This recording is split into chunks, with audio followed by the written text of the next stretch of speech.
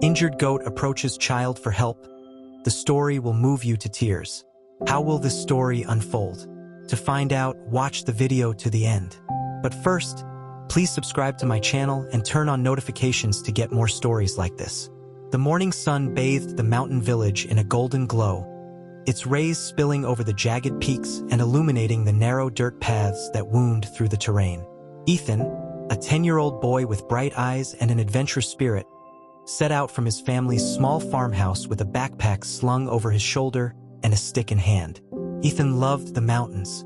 They were his playground, his sanctuary, and the source of endless fascination.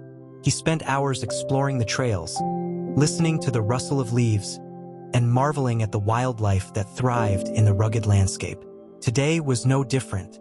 With the sky clear and the air crisp, Ethan felt a sense of excitement bubbling within him as he ventured deeper into the wilderness. Ethan's footsteps crunched against the gravel path as he ventured further into the mountain trail. The cool morning air carried the scent of pine and wildflowers, and the distant sound of a stream rushing over rocks filled the silence. He paused to look at a cluster of vibrant bluebells growing along the edge of the trail, crouching to inspect them closely. "Beautiful," he murmured to himself, tucking a small notebook out of his backpack to sketch the flowers. His fingers moved quickly, capturing the delicate curve of the petals. Ethan had a habit of documenting the little wonders he discovered on his adventures. Plants, insects, and even the patterns of the clouds overhead. As he closed his notebook and stood up, Ethan noticed something unusual. A faint, distant sound carried through the stillness. A bleating noise, soft but persistent. He froze, his ears straining to catch it again. There it was, faint but unmistakable. A goat? Out here? Ethan thought, puzzled. His family kept goats on their small farm, and he knew their calls well, but it was rare to hear one in the wild. He stepped off the path, carefully navigating the uneven terrain as he followed the sound. His heart quickened with a mix of curiosity and unease. The bleating grew louder as he approached a cluster of boulders, and his sharp eyes caught a flicker of movement between the rocks. "Hello," he called, his voice soft and hesitant. "Is someone there?" As Ethan moved closer, he finally spotted the source of the noise. A goat, limping through the rocky terrain. Its white and brown coat was speckled with dirt, and its left hind leg hung awkwardly, clearly injured. The goat's large, expressive eyes locked onto Ethan, its bleating growing louder as he approached. Ethan's breath caught in his throat. The animal looked exhausted, its sides heaving with each labored breath. For a moment he hesitated, unsure of what to do. The goat was bigger than he expected, and he knew better than to startle it. "It's okay," Ethan said softly, crouching low to appear less threatening. "I'm not going to hurt you." The goat watched him warily but didn't move away. Ethan inched closer, his movements slow and deliberate. He reached into his backpack and pulled out a small container of oats he had packed as a snack. Holding a handful outstretched, he waited, his heart pounding. To his relief, the goat hesitated only briefly before limping closer, its nose twitching as it sniffed the oats. It began to eat cautiously, its warm breath tickling Ethan's palm. The boy smiled, his fear melting away as he watched the animal eat. "There you go," he murmured. "You must be hungry." As the goat finished the oats, Ethan took a closer look at its injured leg. A deep gash ran along its hind limb, and dried blood matted its fur. His stomach twisted at the sight. He couldn't imagine how much pain the animal must have been in. He knew he couldn't leave it here, not with predators prowling the mountains. "You need help," Ethan said, his voice firm, "and I'm going to get you home." But the thought of getting the goat back to his family's farm was daunting. The goat was too heavy to carry, and its injured leg made walking slow and difficult. Ethan chewed his lip, trying to come up with a plan. "Let's start small," he said, standing and motioning toward the path. "Come on, follow me." The goat hesitated, its eyes flicking between Ethan and the path.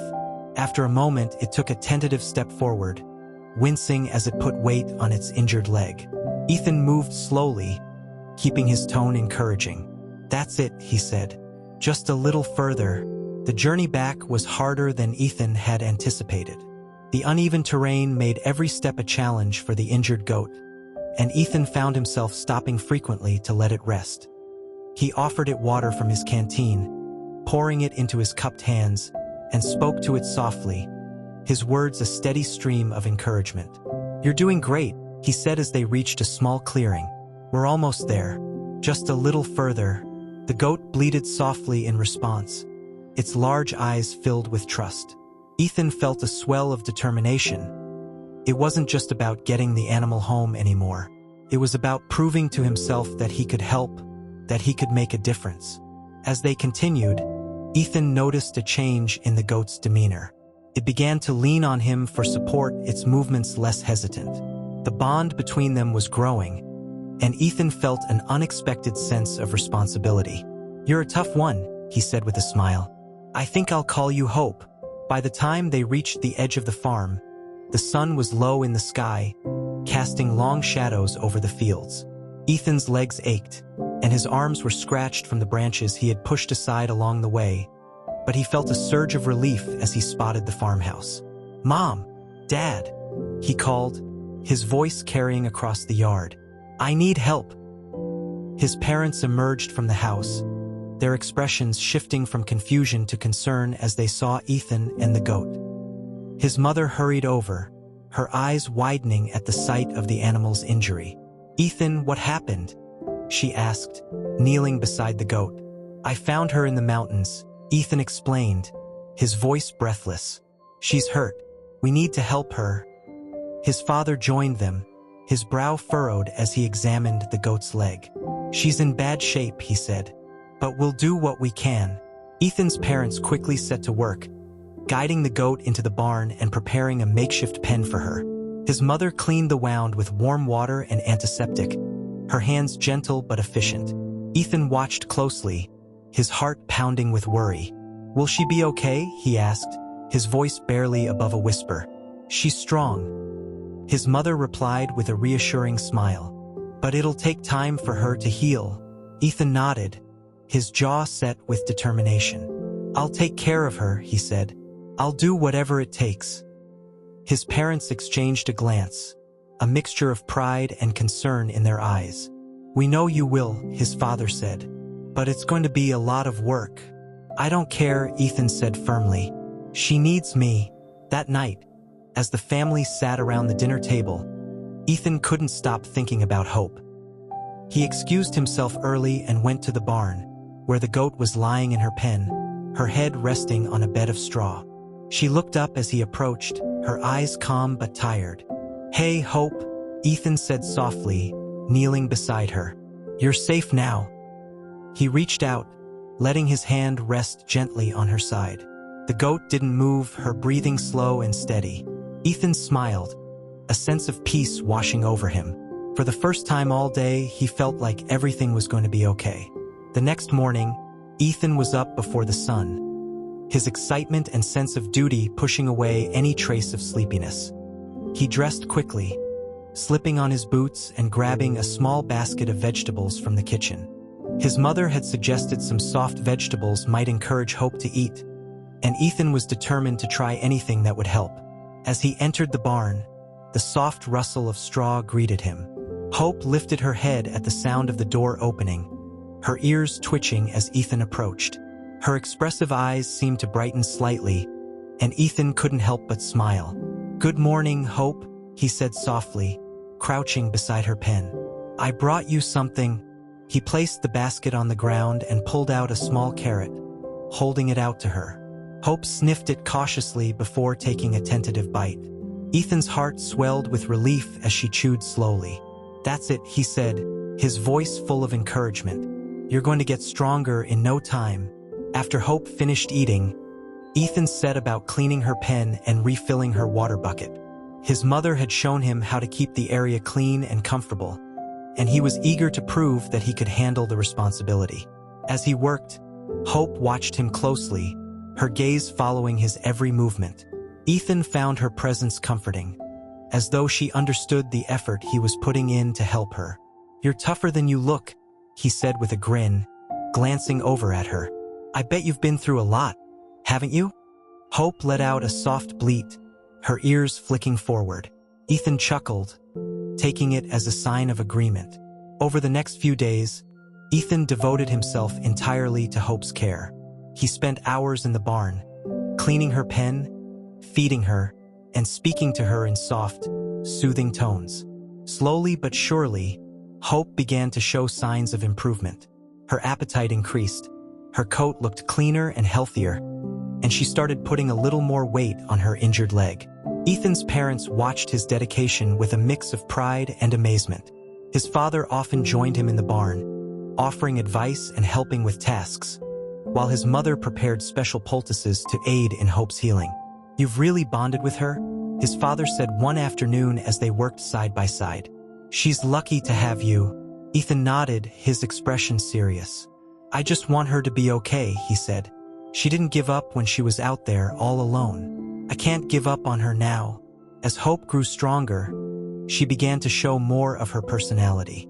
She would nudge Ethan playfully with her nose, bleat softly when he entered the barn, and even try to follow him around the farm on her wobbly legs. Ethan couldn't help but laugh at her antics, his heart swelling with affection for the resilient goat. "You're amazing," he said one morning as he stroked her sleek coat. "I've never met anyone like you." Hope nuzzled his hand, her trust in him evident. Ethan felt a sense of connection that he couldn't quite put into words. She wasn't just an animal to him. She was a friend, a partner, and a reminder of the strength it took to overcome life's challenges. One evening, as Ethan sat in the barn reading a book, he heard the faint sound of footsteps outside. He looked up, startled, as an elderly woman appeared in the doorway. She was small and frail, her weathered face framed by a scarf tied under her chin. Her eyes scanned the barn, pausing when they landed on Hope. "There she is," the woman said, her voice trembling with emotion. "I've been looking everywhere for her." Ethan froze, his heart sinking. You know her?" he asked. The woman nodded, stepping closer. "She's mine," she said. "Her name is Clover. She went missing weeks ago, and I thought I'd never see her again." Ethan's mind raced as he processed her words. Hope Clover had a family. Someone had been searching for her, worrying about her, missing her. He felt a pang of sadness and uncertainty, unsure of what to say. The woman knelt beside Hope's pen, her eyes filling with tears as she reached out to touch the goat's head. Hope bleated softly, leaning into the woman's hand. The bond between them was clear, and Ethan felt his chest tighten. "She's been through so much," the woman said, her voice breaking. "I thought she was gone forever." Ethan swallowed hard, his emotions swirling. He knew what he had to do, but the thought of saying goodbye to Hope was almost unbearable. "She was hurt when I found her," he said quietly. "I've been taking care of her." The woman turned to him, her expression softening. "You've done an incredible thing," she said. "You saved her." Ethan's parents joined them in the barn, their expressions a mix of surprise and understanding as the woman explained her story. Her name was Margaret, and she lived in a neighboring village. Clover had been her companion for years, a source of comfort and joy in her otherwise lonely life. "She's more than just a goat to me," Margaret said. "She's family." Ethan nodded, his throat tight. He knew what it was like to see Hope as more than just an animal. He had experienced it himself over the past few weeks, and the thought of letting her go was almost too much to bear. But as he looked at Margaret, he saw the love and relief in her eyes. He realized that Hope Clover had a place where she truly belonged. And as much as it hurt, he knew what the right thing to do was. The next morning, Ethan helped Margaret prepare Clover for the journey back to her village. He brushed her coat one last time, whispering words of encouragement and gratitude. "You're going home," he said softly, "but I'm going to miss you so much." Clover bleated, nuzzling his hand. Ethan smiled through his tears, his heart aching with both sadness and pride. As Margaret led Clover out of the barn, Ethan stood with his parents, watching until they disappeared down the trail. His mother placed a comforting hand on his shoulder, while his father gave him a nod of approval. "You did something amazing," his father said, "and you made a difference." Ethan nodded, his gaze fixed on the horizon. "I just hope she's happy," he said. In the weeks that followed, Ethan found himself thinking of Clover often. The barn felt emptier without her, but he took comfort in knowing she was safe and loved. Margaret sent letters to thank him, along with updates about Clover's recovery and stories about their life together. Ethan read the letters eagerly, his heart lifting with each word. Clover was thriving, and Margaret's gratitude was overwhelming. It was a reminder of the impact he had made, and it inspired him to continue helping animals in need. "You changed her life," his mother said one evening as Ethan read another of Margaret's letters. "And she changed yours." As the weeks passed, Ethan threw himself into new routines, channeling the lessons he had learned from caring for Clover into other areas of his life. Although her absence left a quiet ache in his chest, he found comfort in the memories they had shared and the letters Margaret continued to send. One crisp autumn morning, Ethan was sitting at the kitchen table, reading Margaret's latest letter. Her words were warm and filled with gratitude, describing Clover's newfound happiness in the village. Margaret wrote about how Clover had taken to following her around the yard, her limp now barely noticeable. "She's back to being the spirited, loving goat I've always known," the letter read.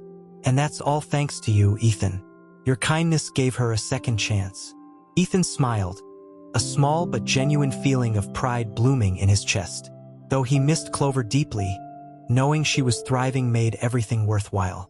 Life in the mountain village settled into its usual rhythm. Ethan continued exploring the trails, though he found himself paying closer attention to the animals he encountered. He carried extra food and water in his backpack, just in case he stumbled across another creature in need. The experience with Clover had awakened something in him, a deep sense of responsibility and connection to the world around him. One afternoon, as Ethan made his way down a familiar path, he heard a rustling in the bushes. His heart quickened, the sound immediately reminding him of the day he found Clover. He approached cautiously, peering through the leaves. To his surprise, it was a bird, a small sparrow with a damaged wing. It fluttered weakly, unable to take flight. Ethan crouched down, his movements careful so as not to startle the bird. "Hey there," he said softly. "You're hurt, aren't you?" The sparrow chirped faintly, its tiny body trembling. Ethan reached into his backpack, pulling out a soft cloth he used to wrap delicate plants. Gently, he scooped up the bird, cradling it in his hands. Back at the farm, Ethan created a small shelter for the sparrow in an empty crate lined with straw. His mother helped him research how to care for an injured bird, and they worked together to splint its wing and provide it with food and water. "Another rescue, huh?" his father said with a chuckle as he watched Ethan tend to the bird. "You're really making a habit of this." Ethan grinned, his hands steady as he fed the sparrow a mixture of crushed seeds and water. "I guess I just can't help it," he said. "They need me." The sparrow, whom Ethan named Feather, quickly became a part of the family. Though its recovery was slow, Ethan's patience and care never wavered. He found joy in watching Feather grow stronger, each small improvement a testament to the power of compassion. Meanwhile, Margaret continued to send updates about Clover. In one letter, she included a photograph of Clover standing proudly in her yard, her coat glossy and her eyes bright. Ethan kept the photo on his nightstand, a constant reminder of their journey together. "Clover's doing so well," Margaret wrote. "She's even started visiting some of the other villagers, brightening their days with her playful antics. Everyone loves her." Ethan couldn't help but smile as he read the letter. It felt good to know that Clover was not only thriving but also bringing joy to others. Her resilience and spirit were an inspiration, and Ethan found himself sharing her story with anyone who would listen. One day, while Ethan was out exploring, he came across a group of younger children from the village. They were gathered around a makeshift play area, laughing and building small forts out of sticks and stones. Ethan joined them, his natural curiosity and kindness making him an instant favorite among the group. "Tell us a story," one of the children, a boy named Liam, said eagerly. "Something exciting." Ethan hesitated for a moment, then decided to share Clover's story. He spoke about finding her injured in the mountains, their journey back to the farm, and the bond they had formed. The children listened intently, their eyes wide with wonder. "Did she really trust you?" a girl named Sophie asked, her voice filled with awe. "She did," Ethan said with a smile. "And I trusted her too. She taught me a lot about being brave and never giving up." The children were captivated, and by the time Ethan finished the story, they were all clamoring to hear more about Clover. It warmed his heart to know that her story had touched them, just as it had touched him. As the seasons changed and the first snow began to fall, Ethan received a surprise visit from Margaret. She arrived at the farm bundled in a heavy coat, her cheeks rosy from the cold. Ethan's parents welcomed her warmly, inviting her inside for tea. "I just wanted to thank you in person," Margaret said as she sat by the fire. "Clover has been such a blessing in my life, and I owe it all to you." Ethan blushed, ducking his head. "I'm just glad she's happy," he said. "She is," Margaret said with a smile. "But I think you deserve to see for yourself." Ethan's eyes widened. "What do you mean?" "I brought her with me," Margaret said, her smile widening. "She's waiting outside." Ethan practically leapt from his seat, rushing to the door. Sure enough, Clover stood in the yard, her head held high and her coat gleaming. Ethan felt a lump rise in his throat as he approached her, his emotions threatening to overwhelm him. "Hope," he whispered, the old nickname slipping out before he could stop himself. Clover bleated softly, nudging him with her nose. Ethan laughed, his tears spilling over as he wrapped his arms around her neck. "You look amazing," he said, his voice trembling. "I'm so proud of you." Margaret watched from the porch, her own eyes glistening with tears. "She remembers you," she said softly. "She always will." The visit was brief, but it was enough to remind Ethan of the impact he had made. Clover's presence filled the farm with warmth and joy, and Ethan cherished every moment he spent with her. When it was time for Margaret and Clover to leave, Ethan felt a pang of sadness, but also a deep sense of gratitude. "Thank you for bringing her," he said as he hugged Margaret goodbye. "It means a lot." "She means a lot," Margaret replied, her voice gentle. "And so do you." In the months that followed, Ethan continued to care for Feather, explore the mountains, and share Clover's story with anyone who would listen. He discovered a passion for helping animals, one that would shape the course of his life in ways he couldn't yet imagine. Clover's resilience and spirit remained a constant source of inspiration, a reminder of the power of kindness and the unbreakable bond between humans and animals. And though their time together had been brief, it left an imprint on Ethan's heart that would last a lifetime. As spring approached, the mountain village began to bloom with new life. The snow melted into trickling streams, the trees budded with fresh leaves, and the air buzzed with the sounds of birds returning from their winter migrations. For Ethan, the season brought renewed energy, and the memory of Clover's visit filled him with warmth and inspiration. Though Feather was still recovering, the sparrow had grown stronger, chirping softly from its makeshift perch in the kitchen window. One sunny afternoon, Ethan's father approached him with an idea that took him by surprise. "You know," his father began, brushing dirt off his hands after working in the fields, "the village could use someone like you. We've been talking about organizing a wildlife rescue club for the kids around here." Ethan's eyes widened. "A wildlife rescue club?" His father nodded. "You've got a natural gift, Ethan. You're good with animals, and you've already shown you can inspire others with Clover's story. Why not share what you've learned?" Ethan hesitated, the idea both exciting and daunting. "Do you think anyone would join?" he asked. "Absolutely," his father said with a smile. "You'd be surprised how many kids around here look up to you." Energized by the idea, Ethan set to work planning the club. He brainstormed activities, from learning how to recognize animal tracks to building birdhouses and planting wildflowers for pollinators. With his mother's help, he made colorful flyers and handed them out to his classmates and neighbors. To Ethan's delight, the response was overwhelmingly positive. By the end of the week, 10 kids had signed up, including Liam and Sophie, the younger children he had met during his explorations. Their first meeting was held in the barn, where Ethan had cleared a space and set up a small table with supplies. He stood nervously in front of the group, holding a stack of notebooks and pencils.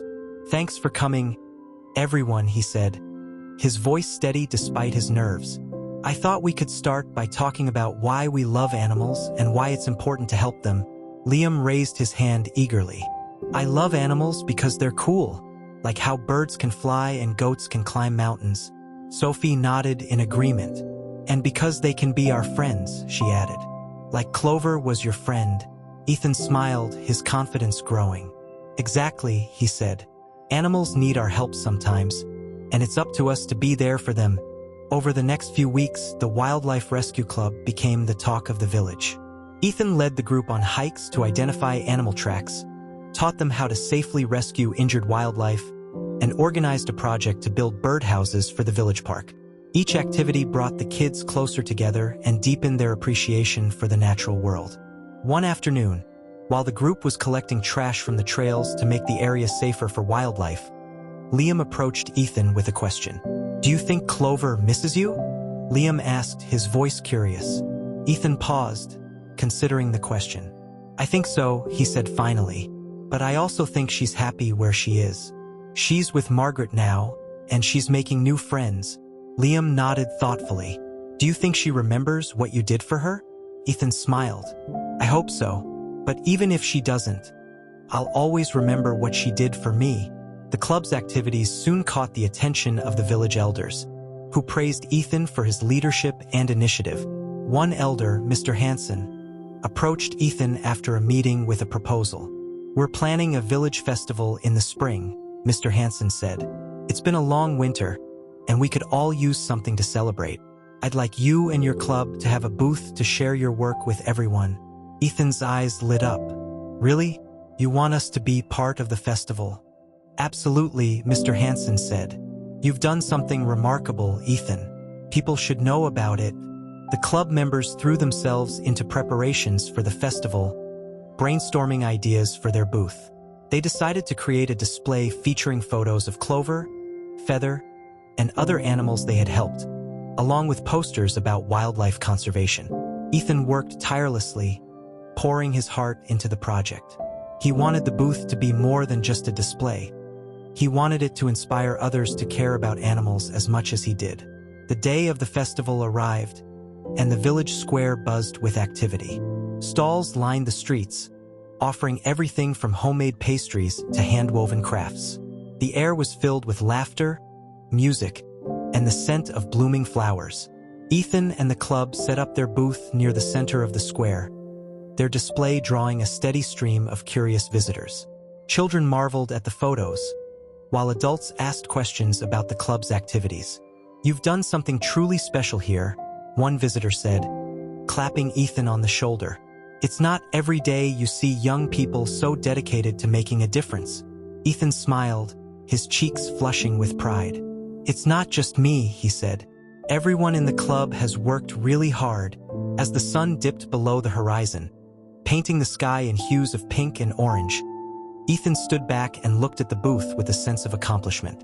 The festival had been a resounding success, and the club had raised enough money through donations to fund their next project, creating a small wildlife sanctuary on the outskirts of the village.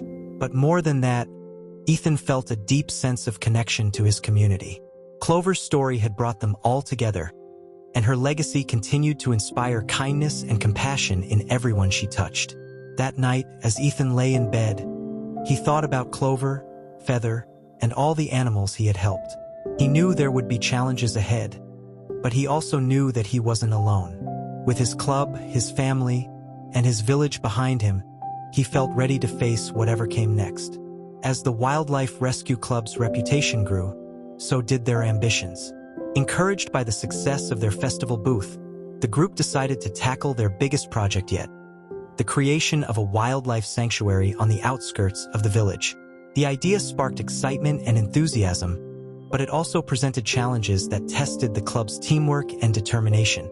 Ethan led the first planning meeting, sketching out ideas on a large sheet of paper spread across the barn floor. The sanctuary would provide a safe space for injured and orphaned animals to recover before being released back into the wild. The group discussed everything from building enclosures to planting native vegetation. We'll need materials, Sophie said, jotting down notes in her notebook. Fencing, shelters, water troughs. And we'll need volunteers, Liam added. This is going to be a lot of work. Ethan nodded, his mind already racing with possibilities. We'll talk to our families and the village council, he said. If everyone pitches in, we can make this happen. Over the following weeks, the club worked tirelessly to bring their vision to life. Ethan's father donated wood and tools, while his mother helped coordinate volunteers. The village council granted them permission to use a small plot of land near the forest, and local businesses contributed supplies and funding. The site quickly transformed into a hive of activity. Club members and volunteers cleared brush, dug post holes, and constructed enclosures. Ethan found himself stepping into a leadership role, organizing tasks and encouraging his team. Great job, everyone, he called out one afternoon as the group worked on building a shelter. We're making amazing progress. Liam wiped sweat from his forehead, grinning. This is going to be the best sanctuary ever, he said. Animals are going to love it here. Ethan smiled, feeling a swell of pride. They'll have a place to feel safe, he said. That's what matters most. As the sanctuary began to take shape, the club faced unexpected challenges. One day, heavy rain turned the site into a muddy mess, halting construction and dampening spirits. Another time, a delivery of fencing materials arrived damaged, delaying their progress. Ethan felt the weight of responsibility pressing down on him. He knew his team was counting on him, and he refused to let them down. We'll figure it out, he told the group, his voice steady despite his frustration.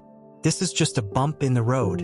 With the support of his family and the community, the club overcame each obstacle, their determination unwavering. Slowly but surely, the sanctuary began to resemble the vision they had dreamed of. One sunny morning, as the finishing touches were being added to the sanctuary, Ethan noticed a familiar face approaching the site. Margaret walked slowly along the path, her scarf fluttering in the breeze. Beside her trotted Clover, her coat gleaming in the sunlight. Margaret, Ethan called, running to greet her. And Clover, Margaret smiled warmly. We heard about the sanctuary, she said. Clover and I wanted to see it for ourselves. Ethan beamed as he led them through the site, explaining each feature and sharing the club's journey. Clover bleated softly, nuzzling Ethan's hand as if to say she approved. This is remarkable, Margaret said, her eyes shining with pride. You've created something truly special here. Ethan felt a lump rise in his throat. I couldn't have done it without Clover, he said. She's the reason I started all of this. The sanctuary's grand opening was a village-wide celebration. Families gathered at the site, marveling at the enclosures, birdhouses, and native plants that had transformed the area into a haven for wildlife. The club members proudly gave tours, sharing stories about the animals they hoped to help. Ethan stood at the center of it all, his heart swelling with gratitude. As he looked around, he saw the impact of their work, not just on the sanctuary, but on the community.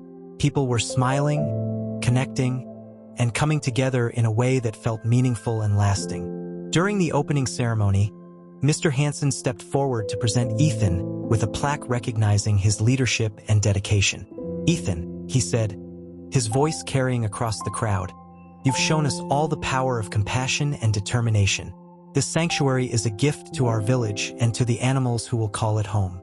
Thank you. Ethan accepted the plaque with trembling hands, his cheeks flushing with pride. Thank you, he said, his voice thick with emotion. But this isn't just about me. It's about everyone who believed in this dream and worked to make it real. And it's about the animals who inspire us every day. As the celebration wound down and the crowd began to disperse, Ethan found a quiet moment to sit by Clover. She rested her head on his lap, her soft bleating filling the air. You're amazing, you know that? Ethan said, stroking her fur. None of this would have happened without you. Clover looked up at him, her expressive eyes filled with a quiet understanding. Ethan smiled, feeling a sense of peace he hadn't experienced in a long time. The sanctuary wasn't just a place for animals to heal. It was a symbol of hope, resilience, and the unbreakable bond between humans and nature. And for Ethan, it was the beginning of a journey that he knew would shape his life forever. As the weeks rolled on, the sanctuary quickly became a living, breathing testament to the collective efforts of the village and the determination of the Wildlife Rescue Club. The enclosures were now home to several animals that needed care. A fox with an injured paw, a pair of orphaned rabbit kits, and a small owl with a broken wing. Ethan and his team worked tirelessly, tending to the animals and learning from the local vet who volunteered his time to teach them proper care techniques. The sanctuary thrived not just as a place of healing, but also as an educational hub. School groups visited regularly, eager to learn about wildlife conservation and the importance of empathy for animals. Ethan found himself stepping into a role he hadn't anticipated, that of a teacher. He shared the lessons he'd learned from Clover and his other rescues, his words carrying the kind of authenticity that only comes from lived experience. "Every animal has a story," Ethan said to a group of wide-eyed children one afternoon. "And every story is a chance for us to make a difference." The children listened intently, their enthusiasm infectious. Ethan couldn't help but feel a surge of pride as he watched their faces light up with curiosity and compassion. One day, as Ethan and the club members were cleaning the enclosures, a young girl approached the sanctuary's gate. She looked nervous, clutching a cardboard box tightly in her arms. Ethan noticed her immediately and waved her over. "Hi there," he said with a warm smile. "What's in the box?" The girl hesitated before opening the flaps, revealing a tiny, trembling hedgehog. Its quills were bent and dirty, and its small body shivered with fear. "I found him near the road," she said, her voice barely above a whisper. "I didn't know what to do, so I brought him here." Ethan crouched down to get a better look, his heart aching for the little creature. "You did the right thing," he said gently. "Let's get him checked out." He called over Sophie and Liam, who quickly set up a small enclosure for the hedgehog. The girl watched as they worked, her expression shifting from worry to relief. "What's your name?" Ethan asked as he carefully placed the hedgehog in its new space. "Olivia," she replied. "Well, Olivia, you just became a wildlife rescuer," Ethan said with a grin. "Would you like to help us take care of him?" Olivia's face lit up, and she nodded eagerly. "Yes, please." Olivia quickly became a regular at the sanctuary, her quiet determination and gentle nature making her a perfect fit for the team. Under Ethan's guidance, she learned how to care for the hedgehog, whom she named Poppy. Together, they nursed Poppy back to health, watching with joy as the tiny creature regained its strength and confidence. For Ethan, seeing Olivia's transformation was deeply rewarding. It reminded him of his own journey with Clover and how one act of kindness could change everything. "You've got a real talent for this," Ethan told Olivia one day as they fed Poppy together. "Keep it up, and you'll be leading your own rescue team someday." Olivia beamed, her eyes shining with pride. "I just want to help," she said, "like you do." As the sanctuary continued to grow, so did Ethan's dreams. He began researching wildlife rehabilitation programs and exploring ways to expand the sanctuary's reach.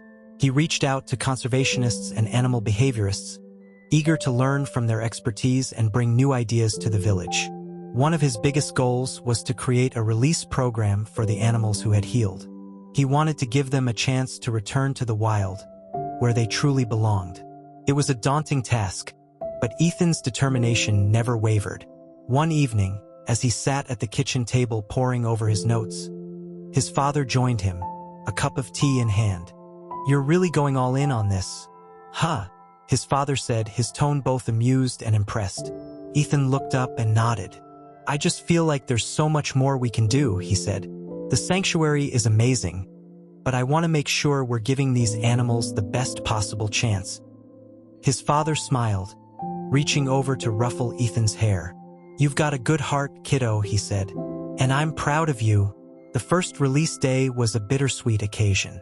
The fox, whose paw had healed beautifully, was ready to return to the wild. Ethan and the club gathered at the edge of the forest, watching as the vet checked the fox one last time. "You're free now," Ethan said softly as he opened the enclosure door. The fox hesitated for a moment, its amber eyes meeting Ethan's before it darted off into the trees. The group erupted into cheers, their excitement mingled with a touch of sadness. For Ethan, the moment was a reminder of why he had started the sanctuary in the first place, to give animals a second chance. "That was amazing," Sophie said, her voice full of awe. "I can't believe we actually did it." "We'll do it again," Ethan said with a smile. "This is just the beginning." The sanctuary's success attracted attention from neighboring villages, and soon people began bringing injured and orphaned animals from all over the region. The workload was intense, but Ethan and his team embraced it with open hearts and tireless dedication. One day, as Ethan was tending to a new arrival, a young deer with a sprained leg, Margaret arrived with Clover. The sight of his old friend brought an instant smile to Ethan's face, and he rushed to greet her. "Clover!" he exclaimed, wrapping his arms around her neck. "It's so good to see you." Margaret smiled, her eyes twinkling. "She missed you," she said. "And so did I." Ethan spent the afternoon showing Margaret and Clover around the sanctuary, sharing stories about the animals they had helped and the progress they had made. Margaret listened intently, her pride evident. "You've created something truly remarkable," she said. "Clover would be proud." Ethan chuckled. "She's the reason it all started," he said. "I'll never forget that." As the sun set over the mountains, casting a warm golden light over the sanctuary, Ethan stood by the fence, watching Clover graze in the field. The air was filled with the sounds of chirping birds and rustling leaves, a symphony of life that reminded him of how far they had come. For a moment, he closed his eyes, letting the peace of the moment wash over him. He thought of Clover, Feather, Poppy, and all the animals who had touched his life. Each one had taught him something valuable about resilience, compassion, and the power of hope. When he opened his eyes, he saw Clover looking at him, her gaze steady and full of trust. Ethan smiled, his heart swelling with gratitude. "Thank you," he whispered, his voice barely audible over the sounds of the sanctuary. "For everything." As the stars began to appear in the sky, Ethan knew that this was just the beginning. The sanctuary was more than a place. It was a promise to protect, to care, and to keep fighting for the creatures who couldn't fight for themselves. And with Clover by his side, he felt ready to face whatever came next.